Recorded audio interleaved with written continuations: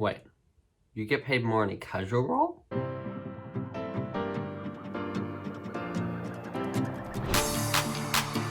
Hello everyone, I'm Tom and this is Tom's Money Magic. Today we're going to be having a look at the different types of employment as well as the different ways that your employer can pay you. There are 5 main types of employment: full-time, part-time, casual, temporary or contract, and piecework. All of these bring their own individual benefits and also different ways that you can be paid. If you have a full-time or part-time job, then you would typically be paid a salary, which is a set dollar amount for each week, month, or year that you would work. Alternatively, you may be paid an hourly wage, which is where you're paid a certain amount for each hour that you work.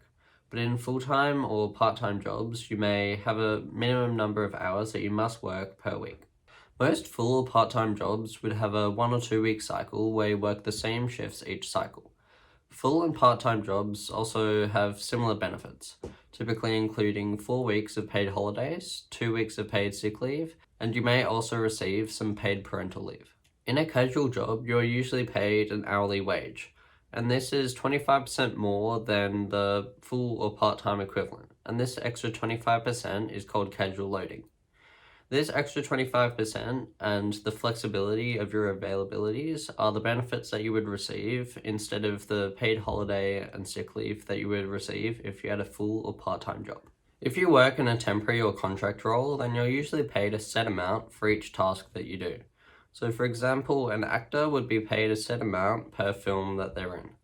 And this isn't reliant on how long it takes to film the movie or if the filming gets delayed by a few weeks. Another example is a painter. They would come in and give a quote for how much they think a job would cost, and this would only change based on how much paint they would have to use, not based on how long it took them to do it.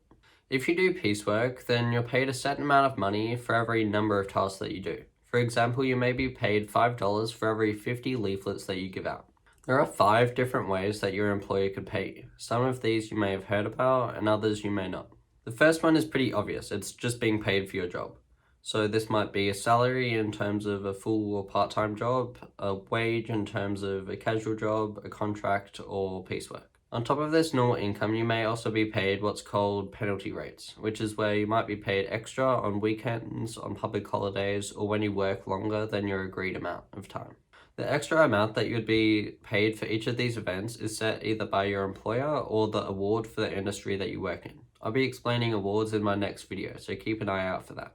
One example of the extra amounts that you might be paid is your normal times 1.5 for Saturdays, called a time and a half, your normal times 1.75 for Sundays, and your normal times 2 for public holidays, called double time. When you work longer than your agreed hours, it is called overtime. Overtime is where your employer pays you extra for any time that you may spend past the maximum length for a shift, which may be over 10 hours. Another way that your employer may be paying you overtime is if you work more in a single week. So that might be doing more shifts than is required or working more hours in total than is required. For example, if your job requires you to work 8 hours a day, 5 days a week, then the total would be 40 hours, and if you work more than 40 hours in a week, then you would be paid overtime. Again, overtime penalty rates would either be set by your employer or for the award of that industry. For example, let's say the first 2 hours after this 40-hour limit is paid at a time and a half, and then after this 40-hour limit and the extra 2 hours, so after 42 hours of working in a single week, you would then be paid double time for the rest of the time that you worked in that week.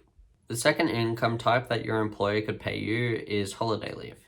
Again, this would be set in your contract, and it's either set by your employer or the award for your industry. But the typical amount that most people in a full or part-time role would receive is around 4 weeks per year. During this holiday leave, you would be paid the normal amount that you would be paid in your salary, but you would also receive an extra 17.5%. This extra 17.5% came from the 1970s when factory workers had become so accustomed to working overtime shifts that they had to include the extra 17.5% in the holiday leave to make up for the overtime that they're missing. The third way that your employer could pay you is through a commission. A commission is a percentage of the amount of money that you've made the company through selling products. A commission is the main income stream for many people and industries. For example, a real estate agent may charge 2 to 2.5% on any properties that they sell. And although this doesn't seem that much per property, but it may amount to tens of thousands of dollars per property in the right market. The penultimate income stream that your employer may provide you is a bonus. A bonus is a one-off amount that your employer would pay you at the end of a financial year to reward you for any extra work that you did above what was expected of you. Keep in mind that not all employers give out bonuses. The final way that your employer could pay you if you live in Australia is superannuation. Although you're not allowed to access this extra money in your superannuation account until you've retired, this is extra money that your employer pays you on top of your normal income. Before I talk about how your employer pays this, I'll explain what superannuation is in case you haven't seen my recent video. So basically, you get paid some superannuation if you're over 18 years old and earn more than $450 per month, or if you're under 18 years old and work more than 30 hours each week. Your employer pays superannuation into an account that you can't access until you've retired. That way you still have some money to use after you've stopped working. As I said, your employer pays you extra money in the form of superannuation on top of your normal income. This is also based on your normal income.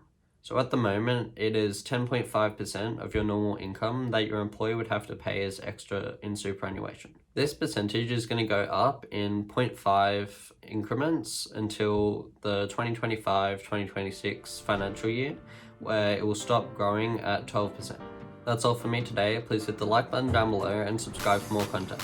Feel free to check out my website and other videos to learn more about finance. See ya!